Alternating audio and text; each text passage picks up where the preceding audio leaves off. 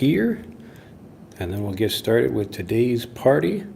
Let me know where you're from, and as usual, if you have any questions as we go, I will keep my eye on the chat, and we'll see how we do. All right, YouTube, let's get started.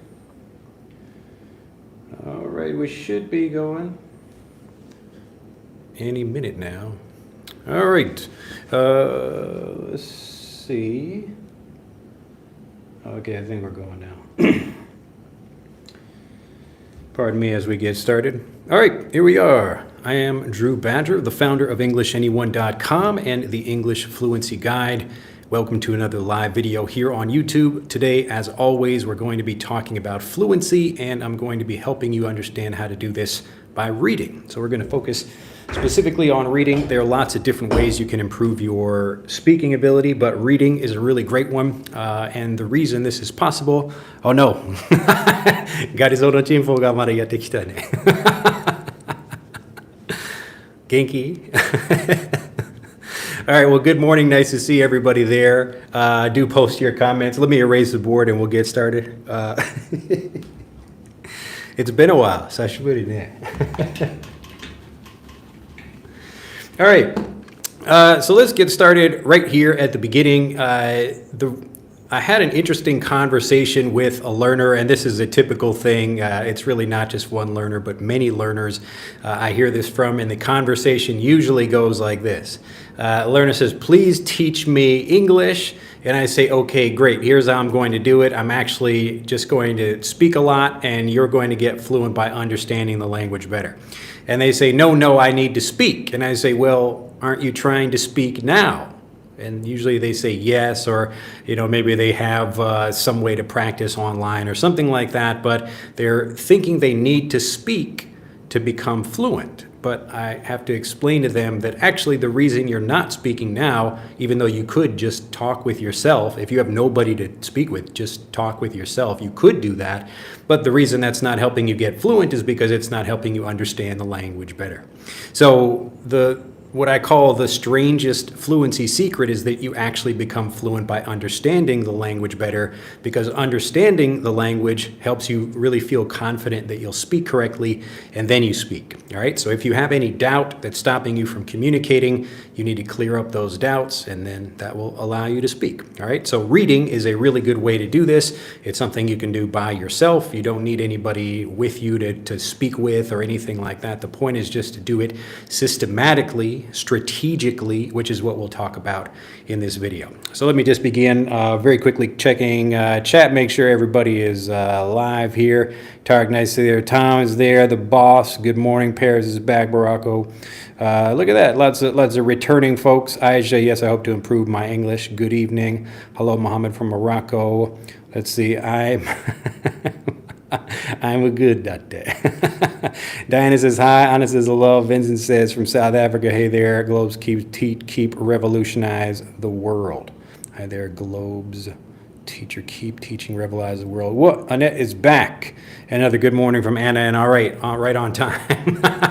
Yes, we're getting started a little bit early today, but hopefully this shouldn't be that long of a video, because this is not really a complicated idea, but I'm going to show you how I do this personally for my own training to become fluent in Japanese.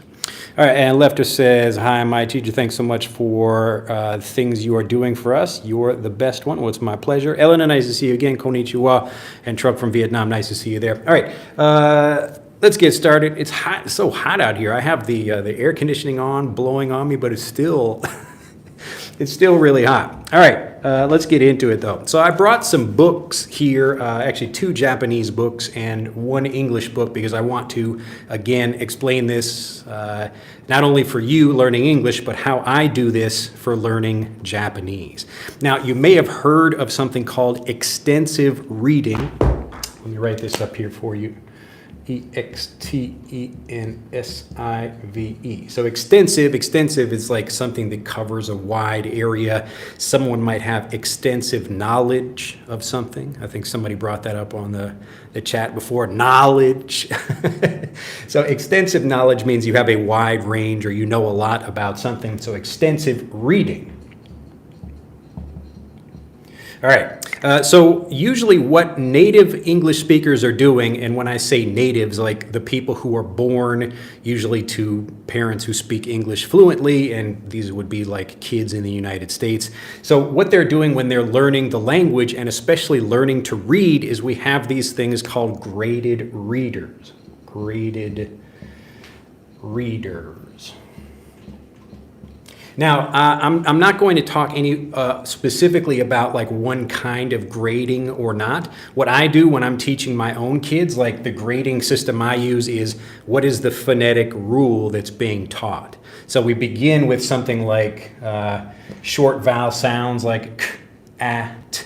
So we begin with something very simple, and then we start moving up to more difficult things like Kate. All right, so Kate itself is not a word, but you can learn to pronounce this correctly by understanding the rules of phonics. So a graded reader like this is where we're starting to, usually we begin with something simple, especially if we're focusing on a particular sound that we're teaching, and then we help students like our own kids or kids in a classroom learn to read in this way.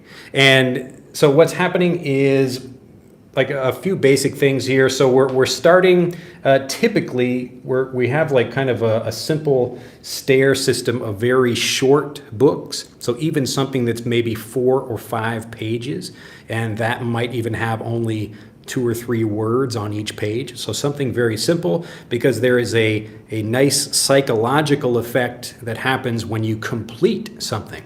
So if a child is reading a book, and even if the book only has 2 pages or something, the child can feel good that like, wow, I read a book. All right. And so this is, again, speaking specifically about how native speakers are learning the language, how they learn to read, and you can learn to read the same way. So we created an app called Frederick that does this and lets you teach yourself how to read the same way natives do. So it also helps you at the same time learn to pronounce and build vocabulary and understand grammar, all of those things.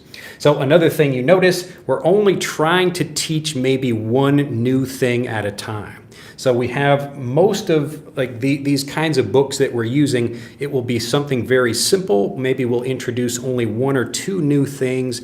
And in the case of people like trying to understand new vocabulary, this would often be maybe some new words, but you can understand those words in context because the rest of the vocabulary is something you already know. All right. So in general, when you're trying to read and you're trying to read as a way of developing fluency in a language, like spoken fluency, not just being able to read something, but being able to speak the language well, this is where we really want to make sure we understand things very well. And if we have to spend time looking things up in a dictionary, it's going to be more frustrating. So often we're not trying to like read something with a lot of complicated text or things that maybe we don't know most of the words in the book. So you should understand at least like 80 to 90% of that. Some people would say even higher than that, just to make it easy for you. But this is the basic idea of extensive reading. So we want to get lots of information. We want to read many kinds of books and typically things that are fun and at our level. So whatever our level is, we're not trying to push ourselves too much, but the basic idea is that if we can understand things by reading, then that can help us develop for fluency. But I want to take this idea a little bit further and show you the way I do this for Japanese. And then it's actually the same way I would teach my own kids, and I do teach my kids. And this is what I recommend my students do for improving their fluency in English. Now, a lot of people, let me erase this here. I know probably many people watching this video right now can read a lot of English, so you don't really have a problem with reading itself. And you can probably even read like a thicker novel. So a novel, like a longer book with 100 pages or 200 pages, something like that. You could probably read this and not really have a problem understanding a lot of it. Now, maybe some people, they might struggle with this, but a lot of people who watch my videos are able to read a book in English, all right? So even a longer book, or, maybe even something if it's a little bit at a lower level, like a Harry Potter book or something like that, that's maybe for elementary school students, but it would still have, it's still basically a novel. So the problem is not really trying to read a book or being able to read. What we want to do is use reading to develop fluency, so we have to be strategic and systematic about how we do this. So the reason I don't really recommend people reading novels, I don't really recommend you do this, is because it's really difficult to review strategically if you read a novel. So you will spend a lot of time, like let's say it took you, I don't know, 5 days or a week or however long it takes you to finish a book, then you are not going to want to go back and reread that book again. It's going to be much more frustrating for you. And just like the length of the book makes it more difficult, and it's hard to find time to go back and review specific parts of the book that maybe you want to review. And so again, what I'm always recommending people do is start with things that are much shorter. So even this, this is one of my children, one of their favorite books. This is called Mouse Tales, and this actually has a few different stories in it. I'll show you the inside of the book in a moment, but you can see how thin this is. There are, it looks like 60 pages, and the print of the book, so the print meaning the size of the text and how the text looks, so the print is quite big. The sentences are pretty short. There are some more complex sentences in here, but you'll notice a lot, what I'll talk about in just a moment, that it really gives you a great way to review the information, and you won't get tired of reviewing it. So each time we're trying to review things, we want to review them in different ways, all right? So if you begin with something like a novel and you can read that, a novel is good for getting just a passive story. But if we're really trying to develop fluency, we have to be more active about how we're practicing with a book. Okay, so the practice comes as we get more review, and we review things in different ways. So let me just give you an example of something I do with Japanese. And again, the first part of this is really the selection of the reading material. So I already mentioned things that are short. And again, the reason to do something short is because, number one, you're going to feel good when you finish it, like, yay, I finished a book. And then number two, it's going to be easy to review, all right? And then typically these shorter books are usually made for kids or, beginning readers. And so when we have something like this for kids, often there's a lot of good repetition in the book, but it's what I call naturally varied review. So like the story of the three little pigs is a really good example of this, and this is in Japanese as well. So I have actually 3 different versions of this same book. I only brought 2 of them, but I can find more copies of them online, or different versions of them, or different stories. And as I read these different things, I'm getting lots of review from all the various versions of it, and really learning how to tell that kind of story, and with really my own words, rather than only trying to memorize. I'm not trying to read these books and memorize them. I'm trying to read for a couple of different things, and I'll go through those in just a second. But the point is, I'm taking something, looking for material to practice that's short, so it's typically going to be for kids. It's usually got pictures in it, which can help you understand the content, whatever that is. I'll open this one. So I think this is a British translated version here. This one is a Japanese original version, so it's actually a slightly different story.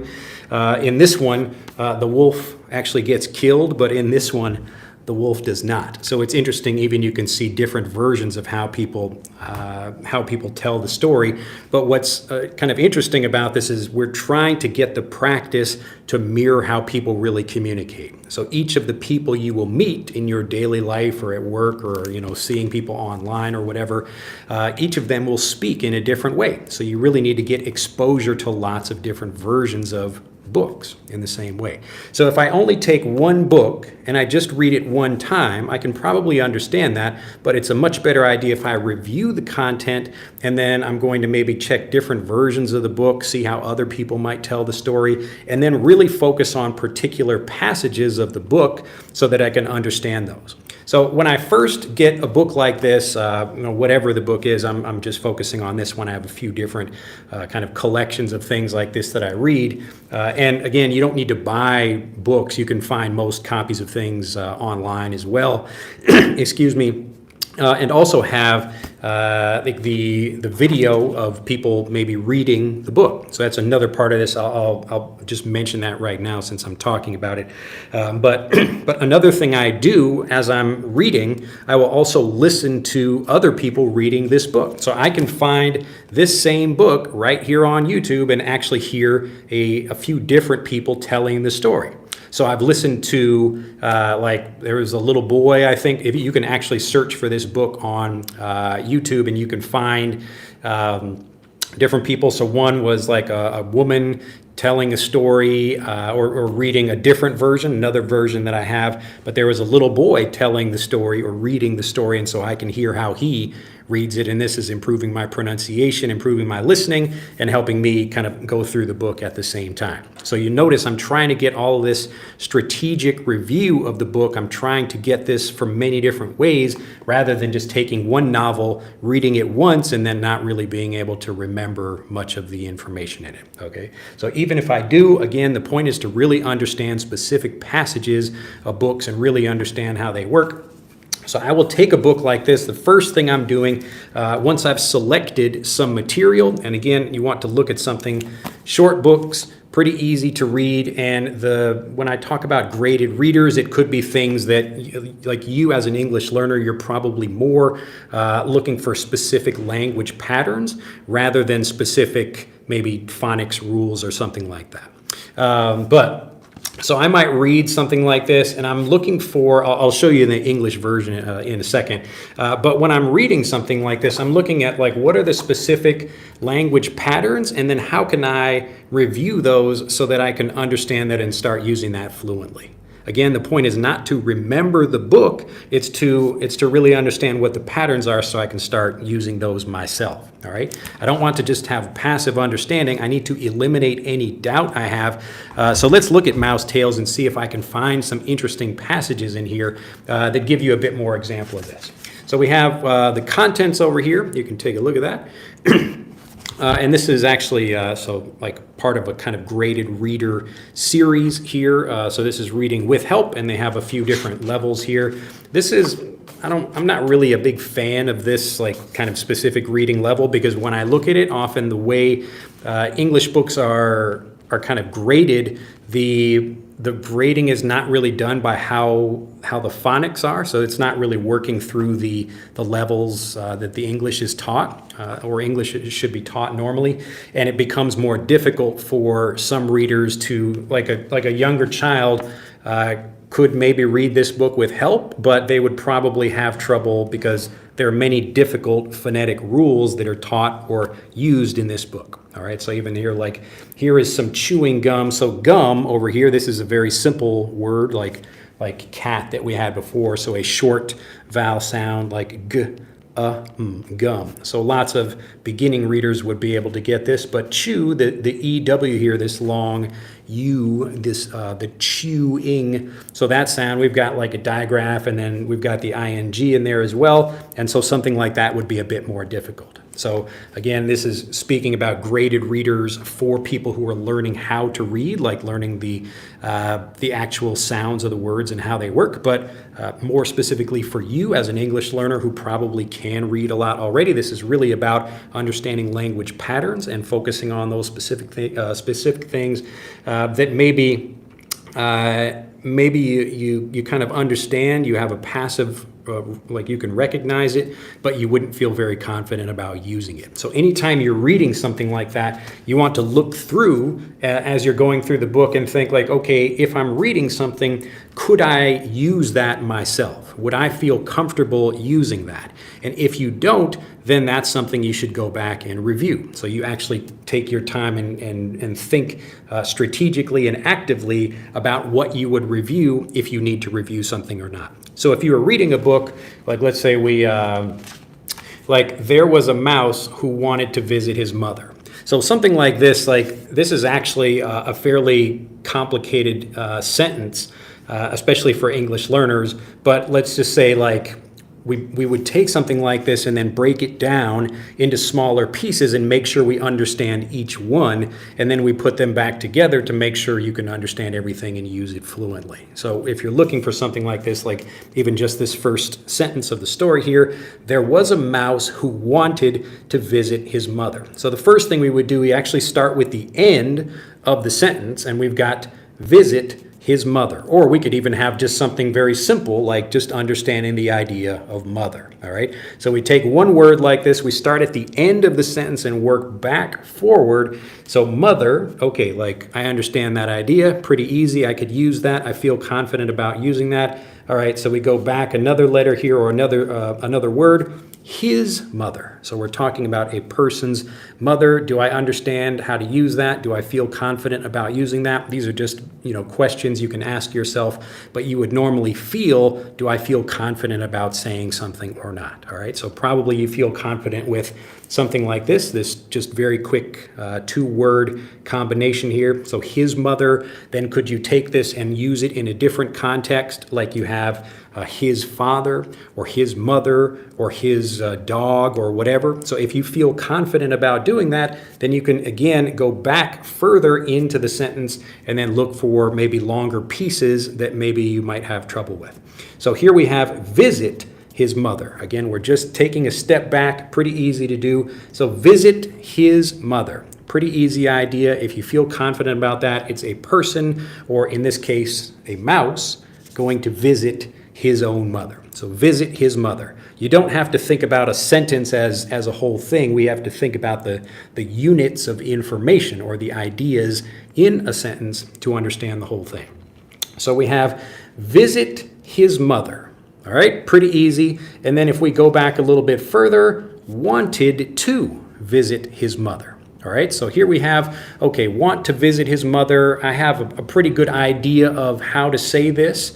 Maybe I have, like, I want to do something. So we understand want to, like want to visit. You can even focus on that as a particular thing to just to look at that. Can I take that? Can I change it a little bit? Like want to go, want to play. Here we're talking about the past. So he wanted to do something. Again, I want to focus on things and really spend time reviewing it, looking at things in different ways to clear up any doubt that I have about that. All right, and as we move back through the sentence, it becomes easier if we look at the little pieces. So the kind of chain of each of these things, the sentence becomes easier to understand if you understand the little pieces of it. So we have wanted to visit his mother. All right, and so now we have who, like who wanted. This who here is actually connecting these two parts of the sentence. So the first one is, there was a mouse. That's it. Like, that's a pretty simple idea, one thing by itself. So there was a mouse, and we could actually make this as two different sentences if we wanted to. So there was a mouse. The mouse wanted to visit his mother. So when we understand that idea, okay, this is a way of connecting those two ideas in one sentence. So there was a mouse who wanted to visit his mother. All right? And remember, as we're reviewing things, we try to take them, play with them, say them in different ways. And again, in this case, we could just make two different sentences. So if we wanted to make the book even simpler for people, there was a mouse. That's it. Or even simpler than that, although not a sentence, is just a mouse. All right, so we're just having a picture like that. And again, when we have just a picture of something, it's just very easy. There was a mouse, and then what did the mouse do? Well, he wanted to visit his mother. There was a mouse who wanted to visit his mother. All right, so once I'm feeling confident about that, I'll know I'm able to say that in a conversation if I have no doubt, if I could make maybe some different sentences. All right, so we want to take something just like we're taking this, like we talked about the steps of trying to read something. We don't want to change too many things about the sentence. We just want to change maybe one thing just to see if we can understand the sentence and feel confident about using it. So as an example, there was a dog who wanted to visit his mother. Okay, so maybe instead of a story about a mouse, we have a story about a dog. But I'm just changing one thing about the sentence, and then I'm still feeling confident that I understand what's happening, but this will help me get that naturally varied review, so I eliminate the doubt that stops me from speaking. All right. So there was a cat who wanted to visit his mother. Or there was a rabbit who wanted to visit his friend. Or there was a rabbit who wanted to go to the park. There was a rabbit who wanted to go to the park. Now, this might seem like, wow, we're kind of like focusing a lot on something and really going deep into this. And the point is, we want to do that because most people who struggle to speak, they struggle because they actually don't feel very confident about these little things. They think they know them, they think they understand that, but if you ask them, make this sentence into something different. So I could ask ChatGPT, I could give this sentence to ChatGPT, and it could give me 100 different versions of this sentence, and it would alter the words in some way. So there was a mouse who wanted to visit his mother. Can I say it quickly? Can I say it clearly? Do I feel confident? Can I change the sentence in some way? Could I change the tense? So maybe I could say there was a mouse who maybe would go visit his mother. So if we're talking about in the future, even like they're kind of like there was a past thing, but he had not gone yet maybe to visit his mother. So I could change the sentence a little bit and not really change the structure very much, but I could talk about, again, a different person or a different setting or doing a different activity. But you get the idea, all right? So the more you spend time focusing on this is what I'm doing when I'm reading something in Japanese. I'm not trying to read a long novel, and my Japanese speaking is much better than my ability to read because there are so many kanji to learn. These are Japanese written, the Japanese written language. So you have actually 3 different character sets in addition to some English words that are used as well. So let's just go through this again, and you'll hear as I repeat these things, but I say them in slightly different ways. It's not boring to listen to because you get to hear different versions of this. And this is something you can do by yourself as you read. So there was a mouse who wanted to visit his mother. There was a dog who wanted to buy a house. There was a cat who wanted to do, this or that. All right? Hopefully that makes sense. All right, let's just continue here. So he bought a car and started to drive to his mother's house. All right. Now, this is an interesting thing here. Like we're trying to teach, if I'm teaching my kids about doing something. So we have, so he bought a car. So we have, here's the conclusion of that. And started to drive to his mother's house. He started to drive to his mother's house. So here, maybe like he drove to his house, but here we're learning, we can make this a bit more interesting by talking about the beginning of an activity. He started to drive. Or I could use the different word, he began to drive. You can use both of those in this sentence. So he bought a car and began to drive to his mother's house. Pretty simple. All right. So as we're looking at these things, the point is not to just like read through it one time and then, I understood the information, but did you eliminate all the doubt? Would you be able to tell this story yourself if someone said, like you read it now, like tell me the story of what happens? And so people might be like, well, maybe I can, and you don't have to say it exactly, but the point is, do you remember it well enough that even in your own words, you could tell that story again? So I will spend time, and I usually when I'm doing this, it's maybe 15 minutes in my day. So I will read, like as an example, if I'm just, getting a new book like this, like it would actually take me some time to get used to it, especially in Japanese, because my Japanese reading is still really slow. But you can see here, like it's a pretty simple, if you don't speak Japanese, but when you're looking at something like this, even if I'm reading it slowly, like I might listen to someone else, I can read you a little Japanese here, and I learn like the patterns that we have in Japanese, just like we have patterns of speech in English. So mukashi mukashi aru tokoro ni 3匹の小豚 See, I can't even read well. 3匹の小豚と暮らしている母さん豚がいました. So this is the same kind of idea like we just read with the mouse. So it's just like mukashi mukashi, like a long time ago. So the same kind of thing we start these stories with in English, like the name of really any kind of book. It's like a long time ago or once upon a time. You will learn these. So lots of Japanese stories in the same way. They begin with like mukashi mukashi aru tokoro ni. So like a long time ago there was something that whatever. So again, when I'm reading this, I'm also reading it out loud. So like a few nights ago, I read this story to my daughters. So usually I will read to them in English, but I read them this book in Japanese, but it was also good practice for me. So if I can listen to this, I might listen to, as I said, other people telling this same story or reading this book. You can hear people read whole books. I'm not going to read through any of these books over here, but I'll show you this, the cover over here. I think someone was asking about that. The specific book you read is not so important, but it should be something that you're interested in. At least, I mean, these stories are actually quite funny and they're good, and my kids enjoy these. Arnold Lobel, so this is a guy who wrote a few different books, and he illustrates these as well. And so he wrote like Owl at Home and Frog and Toad Are Friends, that series of books. He actually had or I guess, I don't know if he's still alive or not, but there was a museum exhibit with his pictures, which was really interesting. That came to Nagasaki not that long ago. Anyway, so hopefully you get the idea. We're picking something that's short, so we feel confident that we can understand that thing and that we will want to review it, and reviewing doesn't feel really boring because we're going through and kind of picking different things as we read. So when we're reading something, we really want to make sure that we're not boring ourselves. So I might find something and I'm looking like, okay, how many, like, can I look for a specific grammar point I'm interested in, or specific words, or whatever that particular phrasing might be?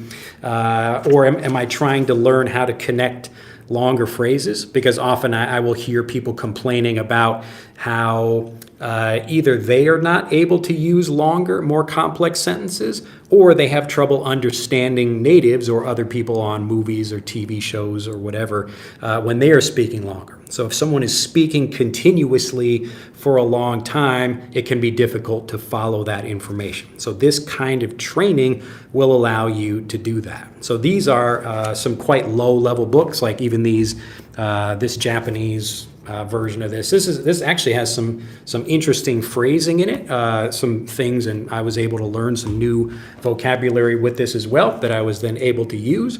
But also, when we're looking for things like this, it's still going through those graded readers to make sure, okay, at this level, I would feel confident saying that thing. And that's the real test. So it doesn't matter if you understand it, it's how well do you understand it so you feel confident about saying something. Okay, hopefully that makes sense. Let me see if I can find, here. All right, here's a good one right here. I'll read this, another section of this here, but we can apply those same rules we did earlier. So I'll read you the full sentence first, and then we'll go back and look at it piece by piece. Now, this is also another thing we do in Fluent for Life. So we actually have a whole lesson set that is about this kind of thing where we look at different pieces of things and try to build up the sentences and help you understand that. All right, so he helped his mother pick flowers. So this little mouse here, he was, I'll just tell you the quick story for some background. So this mouse was out walking. So see how I feel fluent that I could tell the story about this. So this is a story called The Clouds. There's a mouse at the beginning of the story. He's very happy. He goes out and looks up at clouds and he sees, a mouse and a castle and other things in the clouds. But then the clouds start to turn into a cat. And he gets very nervous about that. Oh no, and so he runs away from the cat, and then he runs down to his mother, and his mother says, okay, there's nothing to worry about. It's just a cloud, and look, it's disappearing. It doesn't look like a cat anymore. So he goes back down and starts helping he was on a hill, and he goes back down, and he just starts helping his mother pick flowers, and he does not look up at the clouds again for the rest of the day. All right, so that's the basic story. And because I'm fluent, I could tell the story after reading it a few times. I know what the story is. It's pretty easy to understand, even if I don't remember the exact words. Okay, the point is not to remember it, to memorize it, but to understand what's happening so that we can take pieces of the story or even tell the whole thing if we wanted to. But now let's look at this sentence here. So he helped his mother pick flowers, but he did not look up at the sky for the rest of the afternoon. All right, so this second part of the sentence here, but he did not look up at the sky for the rest of the afternoon. He did not look up at the sky for the rest of the afternoon. So we're connecting like two ideas here. One is the thing he did or did not do, so he did not look up at the sky, and then we put this up here for the rest of the afternoon. So if you maybe heard of something like this, like hopefully now, if you didn't know it before, you can say like, oh, that's an interesting like sentence construction here, or just a language pattern of like the rest of something. So if I have some kind of time period like we have here, maybe I start doing something at this point. So right now it's let's say 3 o'clock. So I started doing something at 1 o'clock, and then this thing ends at, let's say, 5 o'clock. And so if I start doing something from here to here, this is the rest of the time. So the rest of the time, it's the remainder, what's left. So there are different ways of expressing this, but one way to say this is the rest of the time. So when you read something, you should be thinking, oh, look at that. Isn't that interesting? Here's just an interesting kind of piece of the language. And if you feel confident about using it, then you will use that in your conversations and you will feel more confident and fluent, and everything works from you understanding because you eliminated doubt. So we have something like this, like the rest of the time, or the rest of the day, the rest of the afternoon, the rest of this video. All right, so the remaining part, so not the part we already finished, the part that's finished, it's the remainder, the rest of it. And just like we could have the rest of the time, we could also have, like, let's say I have a pie. So I'm eating a delicious piece of pie over here, and I have this amount of pie over here left. So this is the piece of pie that I ate, and this is the rest of the pie. Okay, so it's the remaining part, the rest of the time, the rest of the pie. And this is why, again, it's important to understand these things. And when you see something like that, maybe you knew this already, but if you, yes, it's supposed to be, I'll draw maybe a better picture of a pie. How does that look? So this is looking at it from the side now. All right, so this is my delicious, look at that, steaming hot, just out of the oven, my piece of pie. So if I cut my piece of pie out of that, and the remaining part is the rest of the pie, the rest of the pie. So anytime we have something and we take a piece out of it, so if we have like 2 people over here and 8 people over here, 2 people leave, well, the rest of the people, okay? So it's really important to understand things like this, like within context. So we're understanding, oh, okay, this is, we're talking about like the whole story. So the mouse began, he was looking up at the sky and he was out with his mother. And then for the rest of the afternoon, he did not look up at the pie, okay, or at the sky. So he did not, for the rest of the afternoon, he did not look up at the sky. All right. Yes, people get hungry when I start talking about pie. You want some pie? Some pie? All right, so if you're learning a language where typically people will begin by, where's my blue marker? Where did that go? Oh, here it is. So like often you will have, like, let's say I'm a Japanese person learning, or not a Japanese person learning English, for example. So I would begin with like a word like rest. If I ask a Japanese person who knows English, even a little bit, I would say, what does rest mean? They would probably think like yasumu, like to take a break or something like that. Like they might know the word like restroom, going to the toilet, you know, like the restroom, you take a rest. Like let me have a break, a rest, a relaxing time or something like that. And the reason they think that is because usually they learn the English word through a translation. So if you're learning English the typical way, learning English as a second language, then you would think like, oh, okay, rest means like to, relax, or we're going to sit down or do something like that. But here, it's a different meaning. And so we're not trying to look at the word itself and get a translation. We're trying to understand how it works in the sentence. Okay? So in this sentence, it's like, oh, look at that. The rest means the continuation. Or the Japanese translation of this would be like nokori, like nokoribun. So what the remaining time, or the remaining amount, or the remaining number of something. So we take this when we understand the idea, again, like I showed you before with the other example in the book about playing with it. So we could have the rest of the people, the rest of the book, the rest of the time, the rest of the book, whatever, the rest of the movie or something. And then you have something, now I've got this pattern that I can use fluently in conversations. Okay? So again, instead of taking something like a novel, we take something short, and even you could just take one short story. I mean, these are only a few pages from a book like this, but it's very easy to understand. And the point, again, like I really want to make this clear, it's not about just understanding something. The point is, do you feel confident enough to say that thing in a conversation? If you do not, then get that reviewed.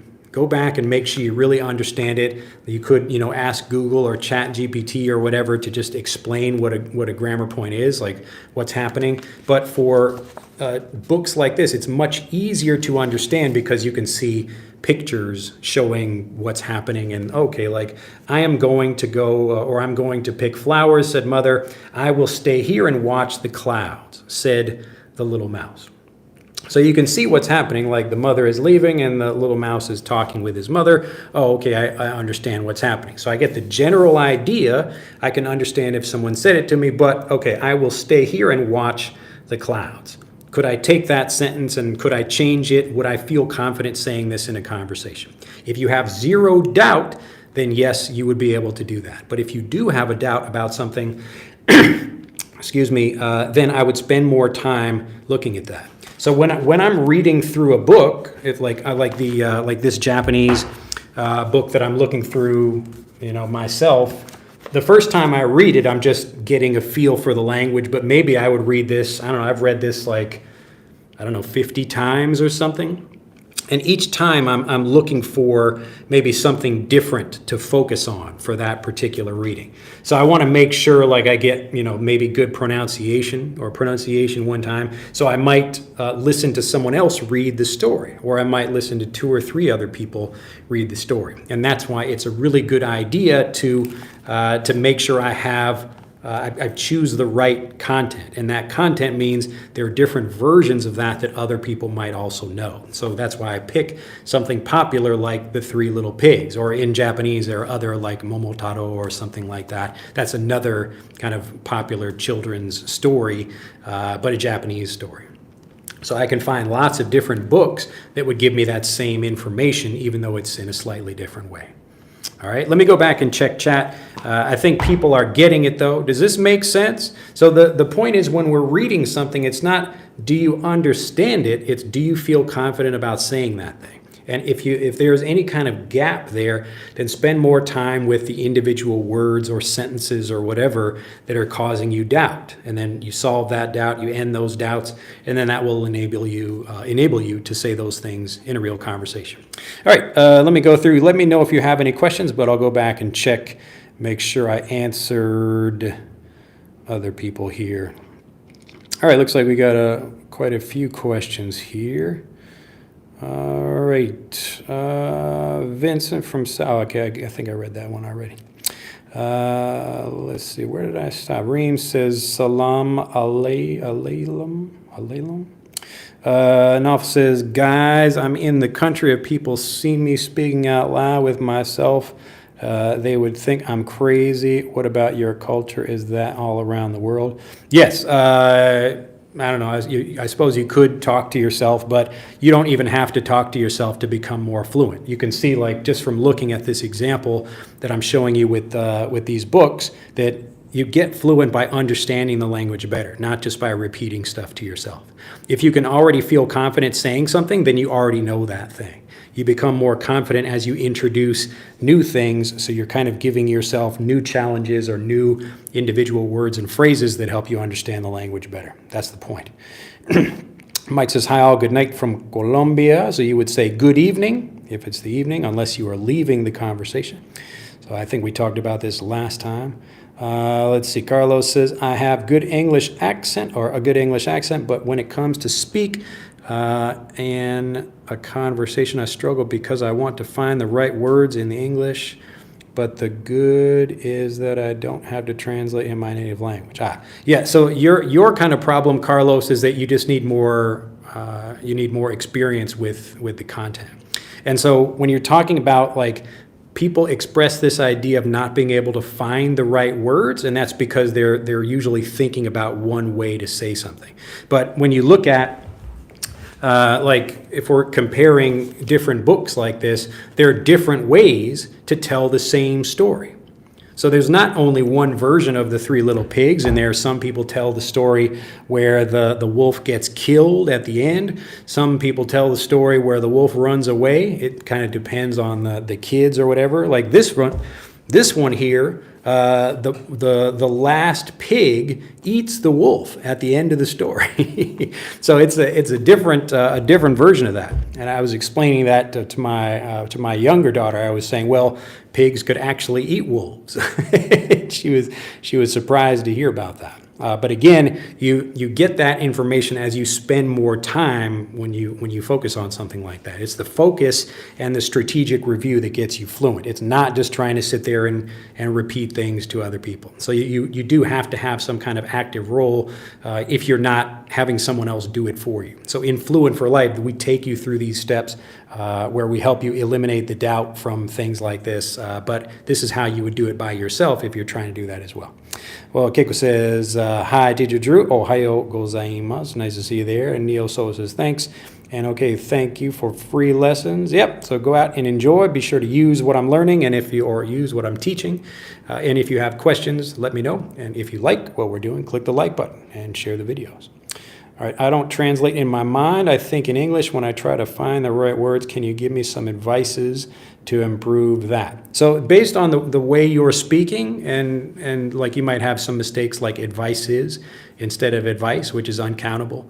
I would spend more time getting input strategically, like I'm showing you in this video. So that will make it, if you really spend time with something. So me, instead of trying to read 10 books, I would read this one book 10 times and then really try to understand it. And I would become like, now I understand, like, mukashi mukashi aru tokoro ni nani nani ga aru ka. Like I would know how to structure that sentence in the same way. Like if I'm speaking Japanese and talking about something like a long time ago, something happened like that. So I'm spending more time getting review, and most people just don't do that, for whatever reason. Usually because it's boring to try to just read the same book over and over again. So you have to introduce some kind of variety that makes it more interesting for you. All right, Tarek says, sir, is there any, you would say, on ways to speak more slowly in situations often considered as high stakes?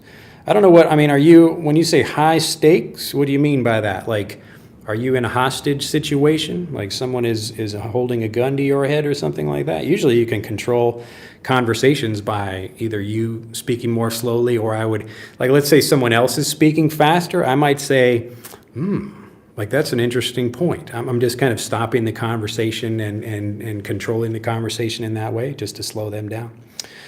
Right, Roberto says, what's about people who do not have good English? Well, I would start with very simple things that little kids watch. Just do that. So if you're watching videos on this channel, this is really for people who already understand English quite well. But let's see, I want these books. Yeah, you don't need like this book specifically. There are lots of good books like this, and you can either find them online or go to the library and get them for free or whatever. Let's see. And it says, I bought 2 books in Great Falls, The Mouse and the Motorcycle, and A Long Walk to Water. I hope it is the right for me. You could say, I hope it is right for me, or they are right for me. And so we have like, let's see, good evening. Oh, from India, Little Red Riding Hood is another example. Mouse tails, yeah. Good evening from Portage, Indiana. All right, I think you guys are talking with each other over there. Hello from Chile, nice book. Can't handle the mass amount of American idioms, says Amiya Hideki. Where are you getting all these idioms? Now, you'll notice I don't really use idioms when I'm teaching these lessons unless I'm specifically teaching or introducing something like that. But it depends on the kind of content you get. So you have to control that as a learner. So if you're trying to watch something that's too difficult and you feel overwhelmed by that, then you probably should not be learning with that unless you can have like a teacher who can help you do that. Augusto says, good method, automatic association. Good evening, greatest teacher. Well, welcome, Leo. What about golden books? Yeah, golden books are fine. An easy method for training. Let's see, Eunice says, hello, Teacher Drew. Hello, everyone. All right, I'm going to go quickly through these. I remember that the mouse wanted to visit his mother, and that is all. That's okay. I didn't really tell the whole story. But I'll just because that's probably I think in this book, as my favorite story. I'll just tell you this very quickly. I won't read the whole thing. But so there was a mouse who wanted to visit his mother, and I guess he lives very far away. So he buys a car and he drives for a long time, but then the car breaks down. Look at that. So the car falls apart until the car fell apart. Look at that. I'm learning a very useful phrasal verb in context here, and I can see it like the actual pieces of the car, like they fell apart. So the car fell apart. And so he got some roller skates and he was skating for a long time until the wheels fell off. Another useful phrasal verb right here that you're learning in context. You can actually see it happening, like the wheels are falling off because he rode so much. And then at the side of the road, he met someone who was selling boots, and he walked and walked until the boots wore out. He got big holes in them. And then he got some sneakers and ran, and then he took the sneakers off and he walked on his feet, and he hurt his feet so bad he actually found someone who was selling feet by the side of the road. So look at that. So he bought some new feet, and he walked all the rest of the way to his mother's house, and his mother, when she saw him, she said, "You are looking fine, and what nice new feet you have." So I always I enjoy reading that one to my kids. They like that story too. But this is it's another really good example of naturally varied review, because we're taking basically the same joke or the same story and saying it again in a slightly different way. So he bought some shoes, and then he bought this, and then he bought that, and then he bought that, and then he bought that. Okay? And so as you're reading this, like it's the naturally varied review as you go through the book as well. So lots of good things in the story to help you feel more confident and use the language more fluently. All right? The whole idea is to eliminate doubt, not to sit and like practice saying things to yourself. You will not become a more confident speaker sitting and saying things to yourself, because either you know it well already and you feel confident, or you do not. That's it. All right. So if you can say something confidently, you don't need to practice that because you already know how to do it. And now you need to go learn something else and increase your active vocabulary, the number of things you can use fluently. All right. Let me see here. Did I? Oh, I think I got all those. All right. But hopefully you enjoyed that. The advice you give us is always spot on and really helpful. Thank you. It's my pleasure. Yeah, so mukashi is old, but like mukashi is like really old. So you can see, oh, that's interesting. In Japanese, it's like they took that like mukashi, or some people just say mukashi. But you will hear both of those in Japanese stories. So again, like this, let's see how they introduce it in this one. So this version actually doesn't begin with mukashi, but it's a similar kind of sentence. Nakayoshi no 3匹の子豚の兄弟がいました. So it's just like there were 3 brothers, so there were like three brother pigs. That's it. And so it doesn't have to be in the same way, but as you're reading those, you think, oh, like these are different ways of people telling the story just like people speak differently in real conversations. All right, now where did we go? All right, people talking about pie over here. Let's see. Mukashi mukashi aru tokoro ni. Yes, yeah, like a long time ago in a land far away. All right, I'm hungry, says Cam. It is a very skillful book. Well, the book is, it's just a regular book. But if we use the book in a skillful way, then we can use that book to become more fluent. JD says, hello from Bogota. I'm Juan Carlos. I was wondering how long you have lived in Japan and if you already speak Japanese fluently. Yes, I've been in Japan for 20 years, on and off, so not continuously, but I guess maybe, how many years now? 16, 17 years? And yes, I speak Japanese fluently, but basically what that means is that I can have good conversations and talk with all different kinds of people, but there's still many things I don't know, just like there are many things in English I don't know. All right, Muhammad Ali says, I'm watching from Kuala Lumpur, Malaysia. Fabio says, nice method. And I'm not going to try to pronounce it. I'm going to pronounce it badly, I'm sure. When you learn Japanese, a new word, do you write down its meaning in your own language, English, or explain it in Japanese? Usually I don't use any English to learn it unless it's, unless it was really difficult or something. But in that case, I really want to understand things within English, or within Japanese if I can. And writing the word down is helpful. But if I can connect with it and eliminate the doubt, then I usually don't need to do that. So hopefully, like the example I gave you before about what the word rest means. So it could mean you sitting down or going to the toilet or that kind of rest, but it also can mean the remainder of time. So when I'm learning new words, like another word I learned recently was like down payment on a house. So that's atamakin, and atama is the head. And I was thinking, oh, isn't that interesting? Here's another use of that same word, and I understood it within the context, so I didn't need to write it down.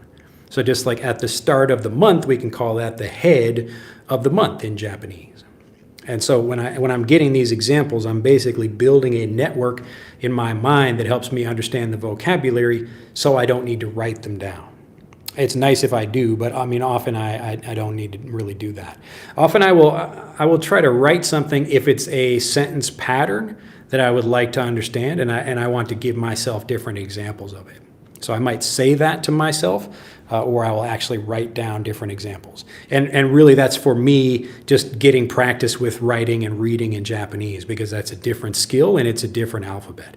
So if you are, for example, a Spanish speaker, you already know all the letters in English, even though the pronunciation might be a little bit different, so you wouldn't really need to write that down. But for me, I actually should practice writing the characters and things like that just to get faster at doing it.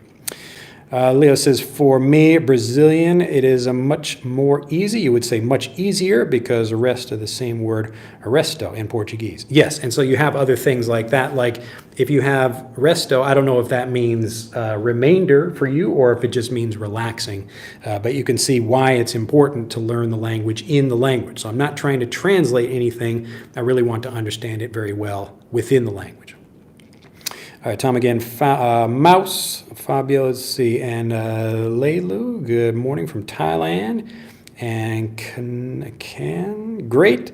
Sammy says, hi everyone from Yemen, Muhammad Ali, restroom mean we have another furniture in room we need to take from in room outside house. Well, the English word restroom, it usually just means toilet because people don't want to say toilet. Just like in Japanese, you could say toilet or you could say like hand washing, washing place. So that's called a euphemism. It's a way of saying something without saying that thing.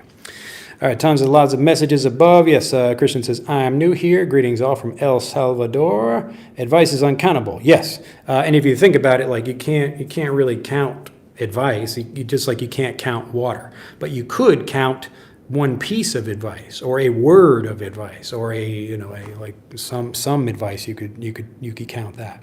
So I think I made a video before about talking about the container that something is in.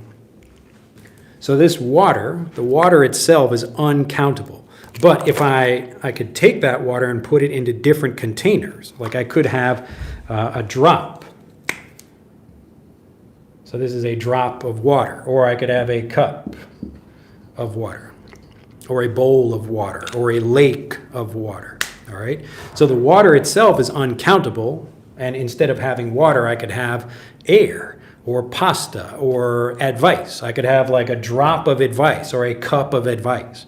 Same kind of thing, okay? Let's see. Okay, look at that. All right, Gilbert says, I am from Colombia. Bridget, hello, teacher Drew. I am following your advice on staying on one subject until I get the understanding. It is working, thank you. Yes, look at that, people listening and achieving. Very good, very good. Jungle Boy says, thanks a lot, Drew. By the way, which is better for learning English, physical or ebooks? It depends on you as a person. I like having physical books. Maybe that's just because I'm getting older or something, but I like a physical book. It helps me remember like where a page is in a book, or I can write something down easily. I can feel the words. It's just a different kind of thing than having a digital version. But it depends on you. Some people, like, I don't like e-readers. I don't like reading on a screen, really. I can do it on a phone for a little bit, but I would not want to read a digital book on a phone like that. But it depends on you. Let's see, an experienced hair specialist. That's a great name. This is my first time being live with you. Well, welcome. Muhammad Ali says, I can understand English language, but can't speak English. What can I do? The point is that you understand well enough to recognize things, but you don't understand well enough because you still have doubts about the language. That's it. So until you solve those doubts, you will still have trouble speaking. So if you like, I've shown you one way to do that using books and a specific kind of book, a specific kind of practice, like systematic reading, where we're really trying to focus on something and really understand it well to eliminate any doubt we have. That's the whole goal. And so if I have no doubt about whatever I want to say, then I will speak fluently. Like right now, I have no doubt about what I'm saying, so I have no trouble speaking. But often learners, like, they could understand me, but they can't speak as well as I do because they still have doubts about various, some phrases or some grammar or whatever the thing is. So if you want to eliminate the doubt, then focus on that particular thing and really understand it well. I've shown you one way to do that with books, but other videos I have, we show you different ways to do this, and it is possible to do this by yourself. It just takes a lot more time, and it's more frustrating because the amount of time you spend trying to figure something out, you waste a lot of time with that. That's the biggest kind of time wasting part of learning a language. So what I discovered as I got fluent was the actual fluency develops in those specific moments where you understand something better. The rest of the time is just like finding information or organizing information or asking people questions, other things like that. So most of the time is wasted. So if you have someone who can just tell you what everything is, you can understand it very quickly, you eliminate the doubt, and you feel more confident about speaking. Okay, so you can do it yourself. It just wastes a lot of time. But yes, there are different ways to do that, and I would recommend just watching the other videos we have on the channel, and I show you different ways to do that. Let's see. All right, Richard says, thank you for sharing. Ever since I learned from your channel, I can rest assured that I will be able to speak fluently as soon as possible. Yeah, so you focus on particular things, you get fluent in those things, and then you move on to the next thing, and that's how it works. So that's all I'm doing in Japanese. Like, I just focus on this one book for a little bit, and I learn a lot, and I become more fluent, and I can use things like hio is like to start a fire, and then I could use that like in a different situation and talk about starting a fire somewhere else. And so when I understand that, it's like, oh, okay, I understand what that means. I feel confident. There's no doubt. Now I can use that in my conversations, and that's exactly what happens. So here's a perfect example of that. So I was reading. So at this point in the story, and I mean I knew this this grammar already, or this just like a verb. So right now the pig is putting the wolf anyway, let me tell you the rest of the story. So the wolf is up here, and he goes down the chimney. If you don't know what this is called a chimney, And so this is where the smoke from the fire comes up out of a house, and the wolf goes down.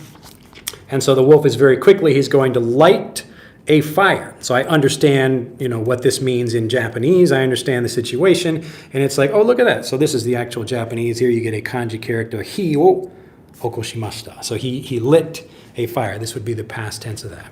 And so, I knew what that was already, but I hear this again in the book, and then, I don't know, I think like 2 days later after I was reading this, my mother-in-law, she had a paper towel roll or something like that, and she was, and this is like a common thing in Japan, like little massage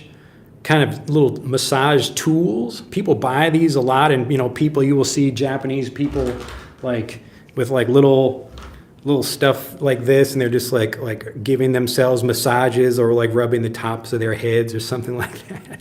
And so she was taking this and like rubbing the inside of her foot, kind of like a pressure point for a massage thing. And I was like, be careful, you're going to start a fire. I was like, "Kyotsuke hio okosu." And she started laughing about that. And so I took the Japanese I had learned in context and was able to use it in a funny way in that situation. And she thought that was funny, and my wife thought that was funny too. So here we are, like, when I understand something, you feel, oh, like, I get it. The doubt disappears. I can understand something. I feel confident about saying it. Then I speak. All right, that's the biggest advice. Again, like I call this the strangest fluency secret, because everybody thinks you're supposed to speak before you start, before you become fluent. Like speech is the way you become fluent, but it's actually the opposite. Speech is the result of understanding the language well. All right, so you don't need to spend a lot of time trying to speak with people to get fluent. You just need to understand the language better. All right, Keiko got that, I think. Anyway, so like she's always using like a little, like a some kind of massage tool or something, and like, something like that. And especially like older Japanese people do that a lot. But I don't know, maybe it's a good idea. I should start doing that as well. But anyway, I just thought that was very funny, because I'm able to take something, I understand it well, so I can use it fluently. That's how it works, okay? So before, and I had learned that word before, but it kind of finally made sense to me. I could feel that trigger, like the switch in my brain flipping, because I understood it well. It's like, oh, look at that, like hio koshimashita, like the pig lit a fire, and like I understood what he was doing, and then I could take that same thing and my mother-in-law is doing this on her foot, and I was like, be careful, you're going to start a fire over there, and she, So I was able to take something, understand it, and use it fluently. All right, so the fluency actually develops as you understand the language better. All right, Masood says, hi, I just moved to the U.S. and my main problem is listening. I have no idea how I can deal with native speakers. Then you need to focus on particular things, just like we're doing with this book. So I need to remind myself, if I'm focusing on something like this, if there's something else outside of this book that I don't understand, it's okay. My only job right now is to focus on this one thing and make sure I understand that. That is the world I can control. Okay, so you will find lots of things. I might go watch a movie or hear somebody speaking some Japanese and not understand what they say. That's okay. Like I would maybe go through that same process to try to understand them better. But there will be lots of times I'll hear some Japanese and not know what it is. Just like I might hear some English and not know what people are talking about. Like if it's, I don't know, some subject I don't know much about. But if I focus on something, that is the thing for me to work on, and I don't need to worry about everything else that I have trouble with. So even if you can't understand everybody, just work on solving the problem one piece at a time. Let's see, I'm frustrated with learning English, studied for 24 years and nothing. Well, you probably have a pretty good understanding, but you've developed a large passive vocabulary, so you can understand some things, but the way you're learning is probably still like everybody learns in school. It's basically learning English as a second language instead of understanding the language directly. So I'm giving you examples of that, and in today's video, we're just talking about how to do this with books. All right, where did we go here? Let's Lewis say welcome is welcome. I got you. All right, Prasanna says, hi, Drew. How are you? Nice to see you on live. I have been waiting for a long time.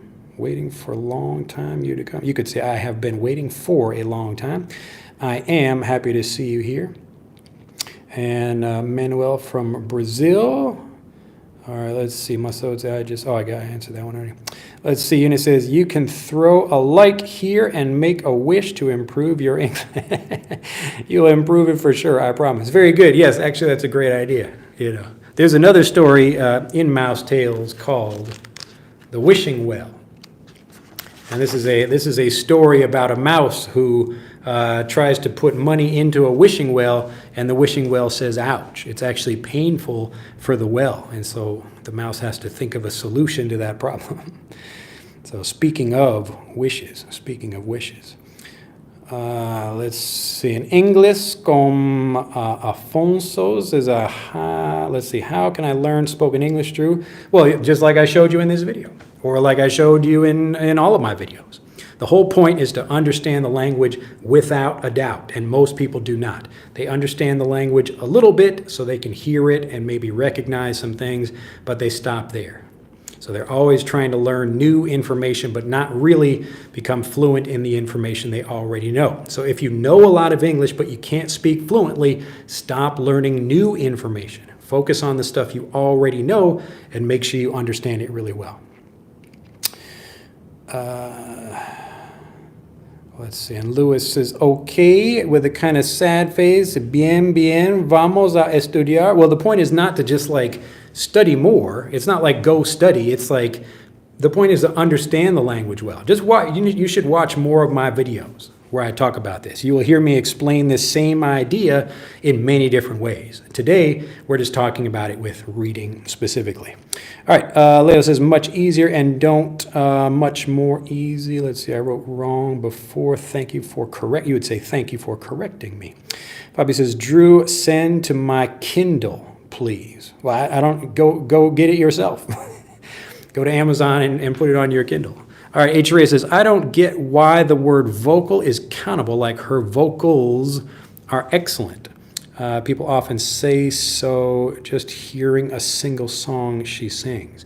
Well, they're talking about like the way she sings, the vocals. So it could be like, I don't know. I mean, even like if you want to be technical about that, maybe they're talking about, I don't know, stereo channels or whatever. But like we wouldn't say like her vocal. It's just in general, like when we're talking about sounds like that. But it's an interesting thing. Maybe it'll be easier to remember that way. Let's see. Tom says, Lewis, let's read some mouse books. There you go. Let's see. Hi, teacher. Thanks for what you do. Greetings from Colombia. Glad to hear. Gabrielle says, hello, Drew. Is it possible to speak like a native? Sure. All right. The only, like, nobody is born native. I had to become a native just like anybody else could become a native too. So if I could listen to a bunch of Japanese people read these stories, like if I hear some Japanese people read this book, then I'm going to start sounding more like a native. Okay. All right. Well, it looks like we're getting to the end over here. 71 minutes. All right. And Tho coins, I don't know what that's referring to, hello, and a duck Oz is a munaspaz when you're learning in the wrong way. So you could just say learning the wrong way also. Tom, Leo, I also don't know that advice. Yes. Well, now you know. There you go. And the English is back. Since I started watching your videos, my English got to the next level. Thank you so much, Drew. Glad to hear it. If you know other people we can help, then send them to the channel. Say, hey, come get these videos. This guy will take your English communication skills to the next level. And the way we do that, I like to actually explain how this works, is eliminating the doubt that you have about the language. That's how it works. It's pretty easy. All right, Lewis says, what do you recommend me, or what do you recommend for remembering new words? You should search my channel for that, but we actually have a program called How to Remember Any English Word, and that's with Fluent for Life members get that. And you can also add that if you're in the Native Fluency Blueprint. Let's see. Hi, sir. How can I improve my English? Just watch my videos. That's how you do it. So I try to make this idea very simple, and I repeat the same idea again and again, but you'll notice I do this in different ways. So I'm also giving you different vocabulary as we go through, like, you know, the different things. Like maybe we talk about the word rest in this video, but I talk about different words or use other vocabulary in other videos. But the basic idea is that when you're learning something, and I think this answers, let's see, Muno's question, what is the way to learning English? It's just all you have to do is solve the particular doubt you have for learning the language. I'll give this like a very quick review. I haven't done this in a while, but you seem very passionate, especially if you have been struggling for a long time to solve this problem for yourself.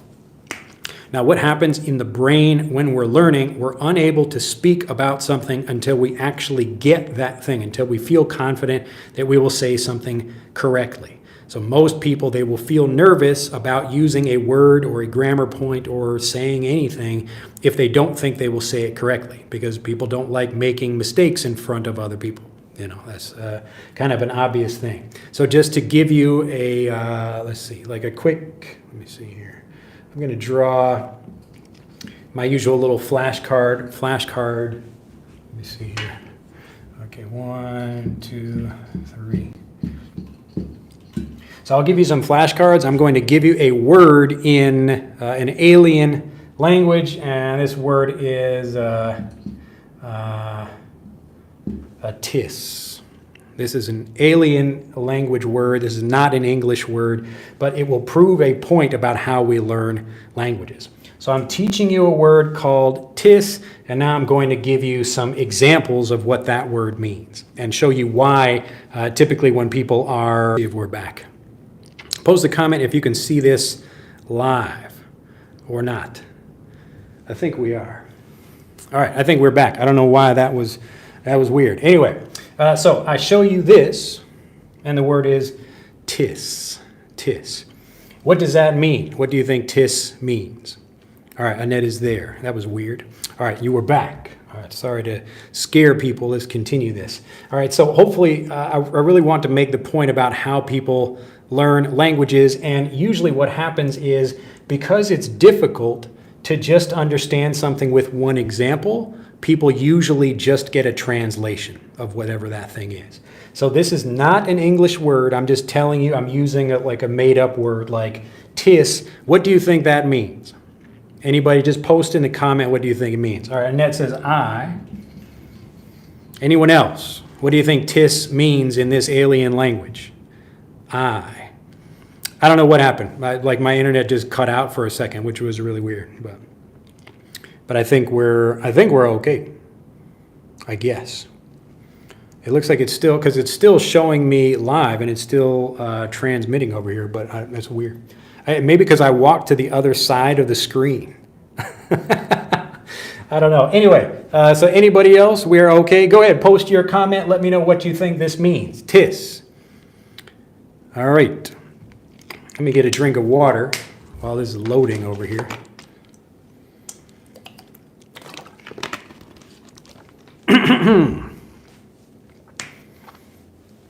No one else? So Munoz says, what is tis? Well, I'm asking you. I'm teaching you a word right now. What do you think it means? So Cam says, I. Another person says, eyelash. All right. So maybe I could just tell you what it means, but usually what happens, or it means look. Good idea. Could mean look. Let's see. Konnichiwa says Marcelo. Konnichiwa. With the wa on the end. Open. Could mean open. All right. Let me give you another one. To stare. Well, that's interesting. Stare. That fit in there. Stare. All right. So you don't really know for sure. I'm just giving you a word. And this could happen in real life anytime where you hear a word and maybe you think you have a good idea of what it means, but maybe not. All right, let me give you another example.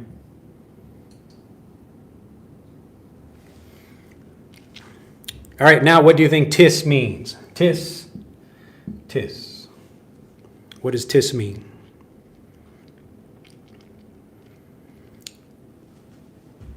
So tis means eye and it means mouth, you think? Are these like the same thing? Is that what tis means, you think?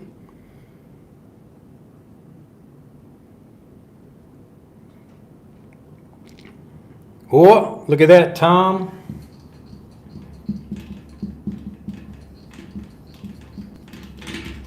Part of the body. Senses, that's another good one.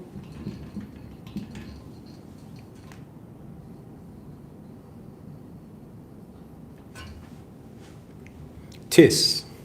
Tis, tis, tis.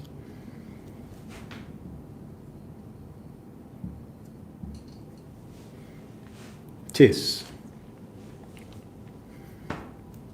Tis. Tis. Tis. All right? So as you get more examples of the same thing, you're thinking, well, I mean, like it could be the senses. I give you even more examples, like here's tis. As I continue to give you more examples, it's those examples that clear up the doubt that you have about whatever some word means. And in this case, tis means body part. Okay? So, the idea for language learning is that you want to eliminate the doubt as quickly as possible, and you do that by getting lots of varied examples to help you understand something. Okay? And so this works not just with language learning, but like for anything in life. So I've told this story before about how I was at a cafe and I saw a guy looking at a tablet. So he's looking at his screen and he was wiping or kind of waving his hand in front of the tablet like that. And I said, oh, like, is that like a fly or something? Like I was saying that to myself or like, you know, I had no idea what he was doing, but I thought maybe it was like a motion control for the tablet. So I said, oh, wow, that's really cool. Like he can do a motion control on his tablet without touching the screen. And then I continued to watch him and I saw finally like, oh, he's not using motion controls. There's just a fly buzzing around the screen. He's trying to wave the fly away like that. And that was like, I'm getting more examples of seeing something, and then when I finally understand the real thing, and the real thing is the fly flying around the screen, and then that guy left, and now the fly was flying around me at that point in the story. But anyway, the point is I'm seeing, as I get more information, I feel more confident that I understand something, all right? So the first time you hear something, like you hear a word, and then you see something, or maybe you make a connection, but you don't really know for sure. And that's going to stop you from saying something. So you might say the word, but you've said it incorrectly. Like I might say, oh, like tis, and then like I also think like I point to some other thing that I think is an I also, but like that the word I is not tis, it's a different word. All right? But all of these together, like it just means a body part. All right? And so as you're learning a language, what most people do is they just get one example and a translation of something. So they don't really understand that thing very well in English or whatever word they're learning. So when I'm learning Japanese, I don't want to get just one example and try to translate something. I want to hear many different examples to really understand what something means. And when I really understand it, when I understand something completely, that means that I have no doubt about using something. Okay, so that's the basic idea of how we get fluent in a language, and this works with everything. So it wouldn't be like parts of the face, because this is my foot, so that is not a part of my face. But you get the idea. That's why as a teacher, I need to give many different examples to really help you understand something well. All right, and even my drawings are not very good, but you know, if this were like a real lesson, I would probably have some better pictures of you know, whatever the thing is I'm trying to teach, like I do in Frederick. So we actually have good drawings in Frederick. All right, so that's the app that will teach you things like this, and we actually do this in Frederick. So when you're playing Frederick, if you learn a new word, you can actually scroll through different images that show you what the word means. Because if we just give you one image, it's more difficult to understand. Okay? So the whole language learning process works in this way. It works this way not just for language learning, but for any kind of learning. The point is to eliminate doubt. That's it. And so when you feel no doubt, you're like, oh, okay, I really understand tis means body part, I will feel very confident saying that. All right. Let's see here. All right, we'll go through last questions here, but I think that makes sense for people. I think everybody got that, though. Let's see. All right, so Munoz, hopefully you understand now the way to learn English is to eliminate doubt as quickly as possible. That's how you do it. So as I explain to people, the fastest way to become a fluent speaker is to eliminate the doubts that stop you from speaking. That's it. All right, so I'm trying for many, many, many ways, but it's typically all the same kinds of ways that don't eliminate doubt. And that's why people struggle to speak. Even if they learn for a long time or continue to study, they still have doubts that stop them from speaking. That's the basic reason. So you don't need to find other people to speak with, you just need to eliminate the doubt. Marcelo, I've been learning English since 2013, and nowadays I'm able to understand people and to be understood clearly. You helped me a lot. Thanks. Glad to hear it. Click that like button and share the video. All right, Tom Leo, Drew's an amazing teacher. Yes, I'm just trying to eliminate doubt. That's all I'm doing here. English, my battery is running down, and I think I'll rewatch live in the morning. That's all right. Tis, a new word. Yes. No, Tom, don't remember this. It's not an English word.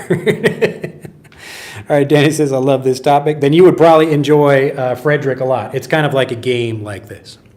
All right, yes, Annette says you're back. Okay, that was weird. Let's see, I agree. Let's see, I open. All right, you guys are getting it. Everybody understands. And Duck Off says, if you're wondering how to improve your English, well, as long as you're watching this live, you already got your answer. Yes.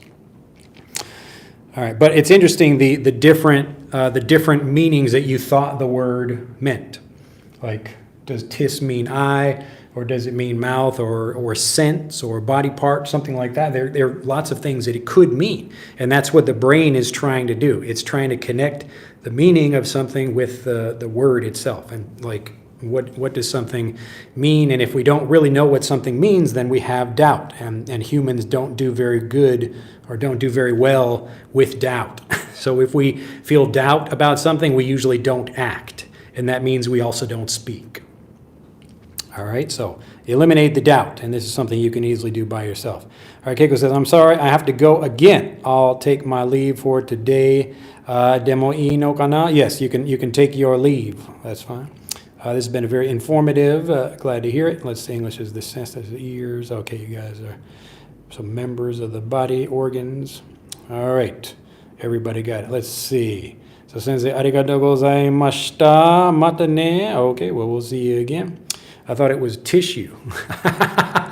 Yeah, so this is not, I'm just trying to think of like an alien word that is not a word in English. So Annette likes my drawing. All right, let's see. But everybody, I think everybody got it. All right, I only have one right arm. And you? Well, I have two. I mean, I have two arms. I only have one right arm, I guess, but. And by the way, Frederick is much better than Duolingo, guys. You should try it. Well, thank you very much, Tom. You are our manager for. I think you can join our other manager. You're the app manager.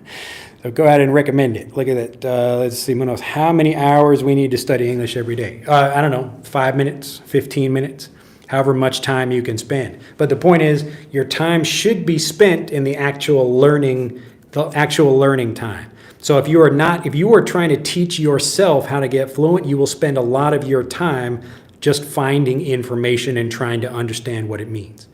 Okay?